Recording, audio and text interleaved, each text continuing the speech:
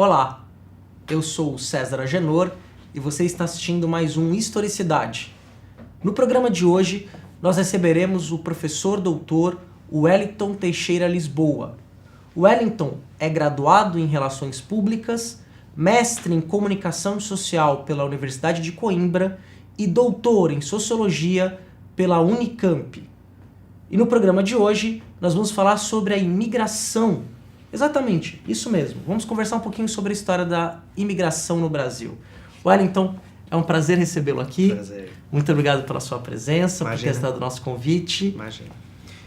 Wellington, você defendeu recentemente uma tese de doutorado em Sociologia na Unicamp, na qual você estudou aí a imigração para Santos em dois momentos históricos distintos, né? Sim. O final do século XIX e agora no começo do século XXI, né? São Exato. dois tipos aí, acredito que dois contextos de territórios, mudanças de populações Exato. diferentes. Né? Mas vamos começar pelo básico, né? Para introduzir o nosso telespectador no tema e ele saber o que a gente está falando. O que seria a imigração? Vamos começar por aí, pelo bem básico. Há diversas reflexões em torno do que seja a migração. Há uma dificuldade também conceitual em torno desse termo. Muitos vão dizer que a imigração requer um deslocamento geográfico, né, atravessando os estados, no caso os países, e independentemente se é por um ano, se por 6 meses, ou se é uma migração com o intuito de trabalho, de estudo, ou uma migração forçada, há uma variação do entendimento do que seja essa mobilidade geográfica em relação ao tempo também em que se desloca. Então, é um conceito ainda muito aberto.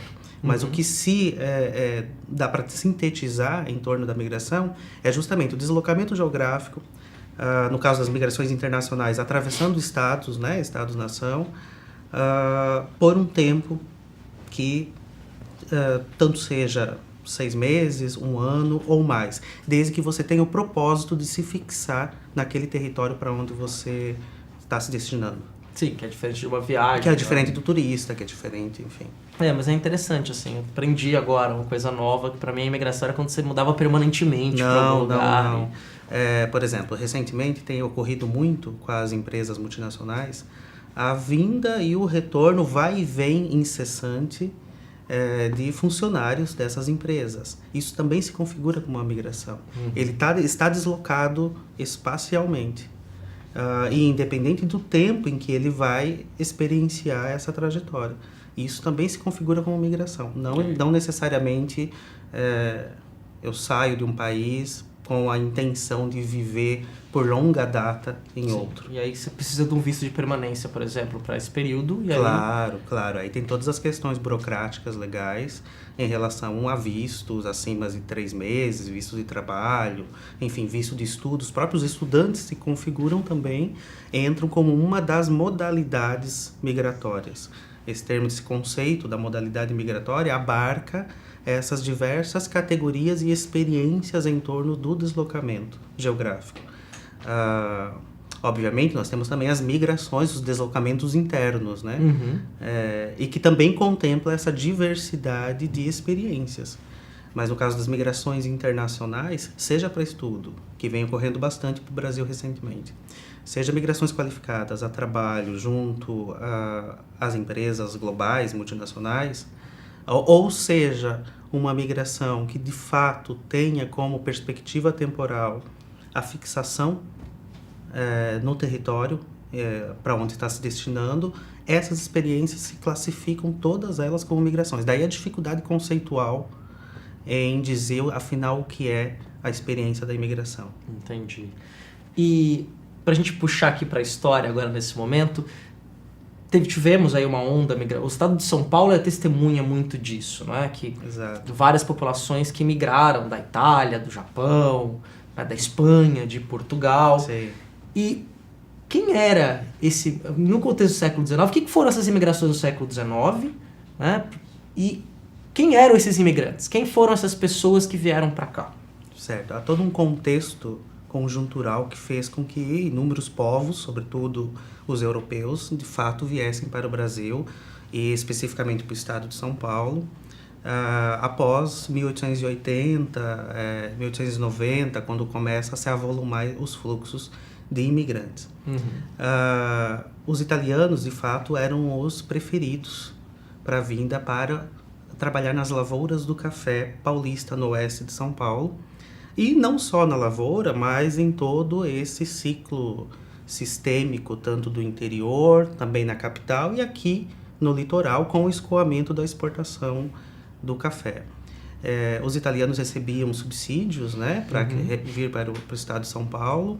Por trás disso, entendia-se que, sendo europeus, e aí é uma população branca, acostumada a trabalhar nas lavouras, na zona rural, em detrimento dos escravos, que entendia-se à época que os escravos, uma vez libertos, não serviriam mais ao trabalho, porque entendia-se que eles só têm condições de se manter numa relação laboral se for na situação de escravo, de um trabalho forçado, enfim. As teses científicas subjugado, que diziam que o negro ele não era capaz de se autogovernar. Exatamente. As teorias do cientificismo, né, do século XIX, que dividia o ser humano em raças diferentes. Por trás disso, inclusive, foi o que respaldou a vinda de muitos europeus, pensando-se na ideia do branqueamento da raça, né? O Brasil entrando numa república, passando por um processo de urbanização, de modernização, e a tese do Conde de Gobineau, uma tese bastante racista, que postulava justamente isso. Nós precisamos de uma população branca, então, para miscigenar o país e, mais do que isso, para elevar em termos qualitativos a civilização, esse tecido populacional e essa civilização aos moldes europeus, né? Bastante racista. Então, esse é um pano de fundo que fez com que atraiu, então, levas de imigrantes, sobretudo italianos, mas não apenas. Portugueses também vieram, não com subsídios, os italianos eram os preferidos, subsídios tanto dos fazendeiros do café, quanto do próprio governo, na época do estado, né, do governo provincial. Portugueses, em função, inclusive, não dá para negligenciar os contextos europeus, da industrialização, da dificuldade de se manter no campo, no meio rural, das inúmeras restrições em termos religiosos, em termos das guerras também, e que fez com que levas de pessoas se interessassem, então, até como uma das vias possíveis para garantir a sobrevivência, que viessem para o Eldorado, né, para o paraíso então prometido, onde supostamente enriqueceriam, que seria no estado de São Paulo, de ponta a ponta. Do oeste paulista, do interior, até aqui o litoral, porque aqui nós tínhamos e temos o porto.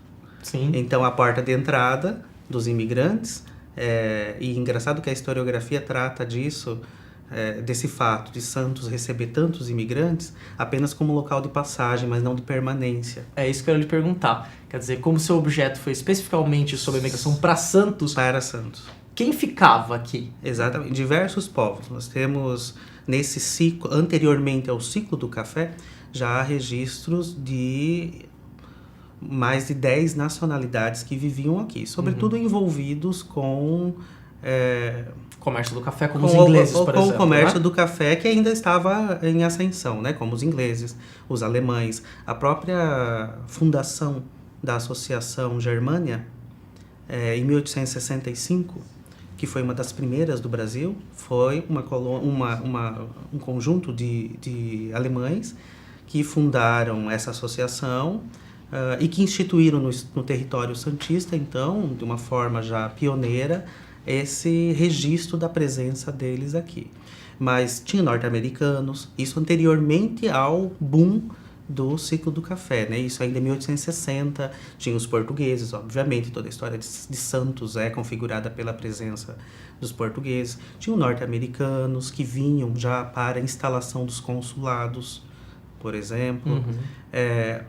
Ainda também verificam-se poucos, cerca de 20 20 indivíduos de nacionalidades aqui da América Latina também. Então é muito interessante que anteriormente ao ciclo do café, 1880, quando explode de fato o movimento de imigrações para cá, já havia estrangeiros vivendo e movimentando economicamente esse espaço de diversidades, que é o território santista. Com a eclosão do ciclo do café e a vinda de inúmeros povos, sobretudo os portugueses, muitos deles ficaram aqui em Santos, apesar da historiografia dizer que rumaram a outros espaços, como a própria capital, né, a São Paulo. Os italianos, mesma coisa, muitos rumaram ao oeste do estado, mas também muitos ficaram aqui. A ponto de, em 1872, num dos censos realizados em nível municipal, de 9.151 habitantes em Santos, 1.500, um pouco mais de 1.500 era formado por estrangeiros, por imigrantes. Ao passo que em 1886, ou seja, pouco tempo depois, a população de 9.000 passa a 15.000. Quase dobra. Em 1900 passa a 50.000. Uau! Pouquíssimo tempo depois. E desses 50.000, a metade era constituída por imigrantes, sobretudo portugueses, que já passavam da casa de mais de 20.000 pessoas, 20.000 portugueses aqui em Santos, mas também de inúmeros outros povos. Mais de 20 nacionalidades já viviam nesse território nessa virada do século, então, da virada do século do café, né? Em 1913, de 50.000, sobe para 90.000. Então, era um aumento estrondoso, gigantesco. Sim. Assim como outras cidades, outros territórios também passaram por isso. Então, é uma história ainda muito rica e muito a que se contar. Tem muito ainda o que se encontrar em termos das diferentes territorialidades, vivências desses imigrantes que acabaram constituindo isso que nós temos hoje, que é essa Santos, né? Sim. Uma Santos multicultural. Tem bastante coisa para falar ainda, nós vamos continuar conversando. Eu vou pedir chamar um rápido intervalo e nós já voltamos.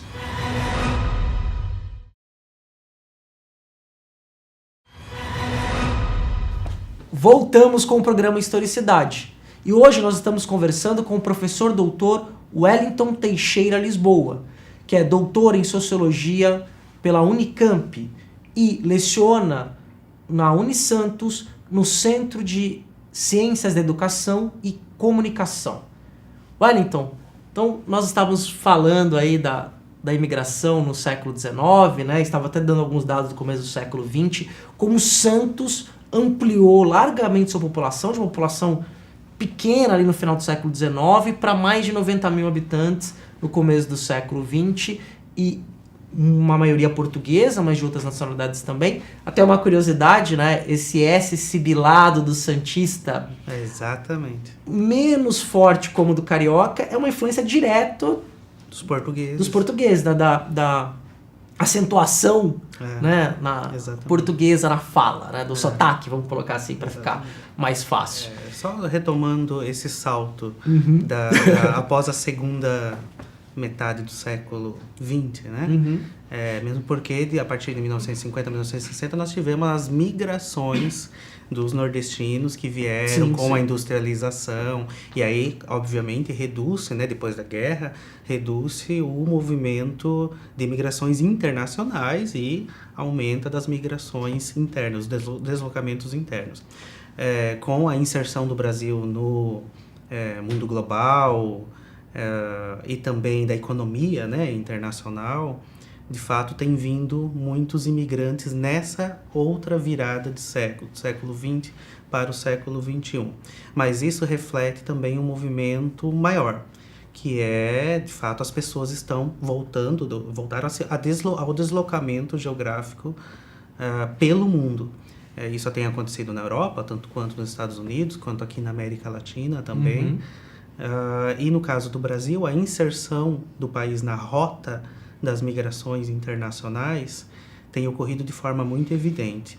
Tanto em se tratando, como você falou, dos trabalhadores de grandes empresas que se deslocam para cá com uma economia globalizada, né? Uhum. Tanto quanto aqueles também que vêm para o Brasil fugindo até, enfim, entre aspas, deixando seus países em função de uma economia em baixa, como aconteceu recentemente na Europa, e que nós tivemos a vinda de muitos arquitetos portugueses, espanhóis. Para você ter uma ideia, de 2010 a 2014, eu consegui esses dados da Polícia Federal, cerca de 300 arquitetos vieram para Santos especificamente. Poxa vida. A maioria deles portugueses, espanhóis e de outras nacionalidades europeias. Então, é esse pano de fundo também da economia, do turismo também, que acaba atraindo as grandes redes hoteleiras, e muitas vezes esses gerentes também são os profissionais altamente qualificados e que também têm de estar nesse movimento da mobilidade, aquilo que Bauman fala, até de uma forma um pouquinho exagerada, da fluidez, né? Uhum. Além disso, o que nós temos visto aqui, sobretudo na Baixada Santista, com a questão do pré-sal, do petróleo, eu tenho os dados também, vieram muitos técnicos alemães que estão vivendo aqui, ingleses também, além de outros povos como os filipinos, os indianos, que trabalham nas embarcações, e também como técnicos nas plataformas de extração do petróleo. Então, novamente, assim como no século XIX para o século XX, agora do século XX para o século XXI, verifica-se, não só no Brasil, mas especificamente aqui em Santos, essa diversidade das nacionalidades que estão vindo para cá, e também, novamente, o aumento da população que se desloca ao Brasil e a Santos. Santos, no estado de São Paulo, é a segunda cidade que vem reunindo a maior quantidade, depois da capital, obviamente, de estrangeiros, de imigrantes. No Brasil, isso é muito significativo, no Brasil é a quarta cidade, obviamente também ultrapassada por São Paulo, Rio de Janeiro, Curitiba, com cerca de um pouco mais de 8 mil, isso os imigrantes que estão devidamente registrados, então conhece-se que eles estão, de fato, nos territórios. Há também os que não têm a documentação e entram por outras vias, entram como turistas e aqui ficam, né? Então não tem o registro exato. São imigrantes legais, né? Exatamente. No Brasil, então, Santos é o quarto município que reúne hoje a maior quantidade de imigrantes. O que atrai essas pessoas? O Porto, provavelmente, né? O Porto, novamente, a centralidade do Porto. Assim como no século XIX para o século XX com o café, o Porto e a expansão e também a modernização e, inclusive, a privatização e inúmeros terminais de grandes empresas, grandes companhias estrangeiras que trouxeram, a própria Embraport, por exemplo, o terminal Embraport, vieram inúmeros técnicos e gerentes estrangeiros para cá. Sim. Então, esse é um vetor de atração, o Porto, assim como outro vetor, o turismo internacional, sobretudo, nessas embarcações, os navios são, a MSC, por exemplo, e outras marcas, são navios europeus e também dos Estados Unidos. E existe uma grande quantidade de filipinos, indianos e indonésios que trabalham nesses navios também. Então, tanto que muitas vezes no verão nós encontramos, sobretudo no Gonzaga, né, nas vias públicas, nos comércios, esses povos transitando, comprando, enfim, entrando nos comércios, passeando nas suas horas vagas, né? E, além disso, a questão do petróleo também, que vem atraindo bastante. A questão dos serviços em Santos, da oferta de serviços, acaba atraindo também esses imigrantes. Cerca de 500 profissionais liberais vieram para Santos entre 2000 e 2014, atraídos por essa dinâmica, né, de um certo aquecimento da economia regional, e sem esquecer também que Santos faz parte de um raio de atuação global com São Paulo. E claro. ali o ABC Paulista. Então, também nós não podemos desmerecer esse raio geográfico composto por Campinas, Sorocaba, São Paulo, e cujos produtos, commodities, escoam aqui pelo Porto de Santos. Então, na verdade, tem como nós pensamos lá atrás, no século XIX para o século XX, na ideia de cidades casadas, do Caio Prado Júnior, Santos e São Paulo constituindo essas cidades casadas, e aí, nesse circuito geográfico, acabam os imigrantes sendo inseridos nos postos laborais. Hoje também não dá para desconsiderar a região metropolitana da Baixada Santista, porque Praia Grande também recebe. Sim. São Vicente também vem recebendo. É muito comum encontrar em Santos senegaleses, hoje haitianos. Na semana passada nós tivemos a chegada de 8 haitianos aqui, que estavam inclusive vivendo nas ruas aqui de Santos, porque nós infelizmente ainda não temos o centro de acolhimento.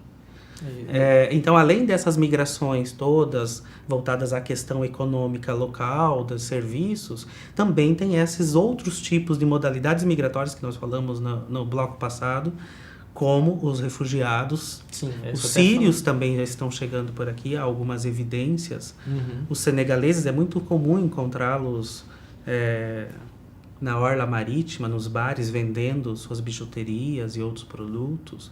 Enfim, Santos novamente se reconstitui como um território de migrações internacionais. E é interessante que hoje a gente imagina as viagens muitas feitas de avião, né? Ah, sem dúvida. Mas alguns refugiados chegam de navio. Chegam. A polícia... E não é navio de cruzeiro, não é navio de transporte. Não. Escondidos. Chegam bastante enfraquecidos, inclusive pela viagem, porque vem de forma clandestina, né? Mesmo porque se atracarem no porto e a Polícia Federal, enfim, os órgãos competentes identificarem que há ali seres humanos transportados de forma irregular, ilegal, o proprietário do navio é obrigado a arcar com os custos até que esse imigrante, enfim, se regularize. Então, por isso que acontece também a morte, jogam-se essas pessoas, esses imigrantes, no mar, para que não cheguem ao Porto de Santos ou aos outros portos e não haja custos aí para o proprietário do navio. A Polícia Federal estima cerca de 50 imigrantes, a maioria refugiados, nos containers, né, vindo nos navios que atracam aqui em Santos. Então, Santos novamente como uma porta de entrada, o Porto de Santos, agora também dos refugiados numa condição bastante difícil, né? Chegam bastante combalidos. Posso imaginar, porque tem que ficar escondido dentro do navio, porque com risco de vida. Porque não bebe água, porque não come, porque está escondido, porque são viagens de semanas, né? Antigamente, obviamente, muito mais tempo, mas agora, ainda assim, de semanas, imagina, escondido num porão do navio. É bastante complicado. Mas também um desafio para as autoridades competentes locais, né, estaduais, porque é preciso olhar também para essa chegada de populações, inclusive aqui em Santos, território de migrações. Sim. E essa ideia de território de migrações é uma das ideias centrais que você defende em sua tese, né? O que seria assim, para nós, para a gente poder... Eu recorro à geografia humana para explorar esse conceito de território e territorialidade. Mas não no sentido apenas do território físico, né? Como fonte aí de matéria-prima para sobrevivência, fonte de recursos, enfim, não. Um território que faz e que se refaz com a presença desses inúmeros povos. O território no sentido desse espaço que, tanto materialmente, não apenas as associações, por exemplo, que nós temos, portugueses, italianos, gregos, israelenses, são a materialidade da presença desses imigrantes. Mas como você mesmo disse, o sotaque é a questão simbólica, né, o imaterial, que está também presente nesse espaço. As territorialidades, ou seja, como é que esses diferentes povos se inserem, né, e exploram e produzem vida, produzem sociabilidades nesse espaço que congrega tantas culturas e que faz, então, com que esse território santista seja um território multicultural, um território de diversidades. Então, não apenas o território no sentido material, também, porque nós vemos, por exemplo, os morros daqui de Santos, né? O Morro da Nova Sintra, em termos materiais e visíveis,